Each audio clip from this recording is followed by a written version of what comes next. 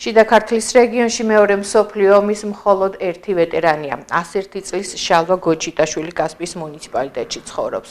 ომის მონაწილეს დღეს პირადად მიულოცეს ფაშიზმზე გამარჯვების დღე და სიმბოლური საჩუქრები გადასცეს. იგი 17 წლის იყო, როცა ომში წავიდა. ომის მონაწილემ 80 წლის წინ განვითარებული მოვლენები გაიხსენა.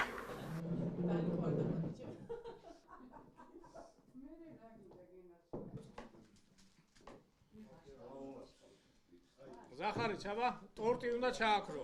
შეუბერე. ხამაში გამარჯვების დღეა.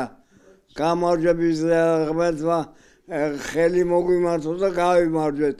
როგორც იქნა გავიმარჯვეთ. ვაი ამ გამარჯვებას, მაგრამ ჩვენ გავიმარჯვეთ. გავიმარჯვეთ ჩვენი ვაჟკაცობითა. დღეს ვიმყოფებით სოფელ კასპიის მუნიციპალიტეტის სოფელ გარიყულაში, კერძოდ შალვა გოჩიტაშვილის ოჯახში. შალვა გოჩიტაშვილი ბრძანდება მეორე სამოულო ომის ვეტერანი მებრძოლი. დღეს ამოვედით კასპიის მუნიციპალიტეტის შემადგენლობით და მიულოცეთ ფაშიზმზე გამარჯვების 80 წლის იუბილეი. უსურვეთ დიდხანს სიცოცხლეს და ჩვენი საამაყო ოფიციალურია და ომის ვეტერანი.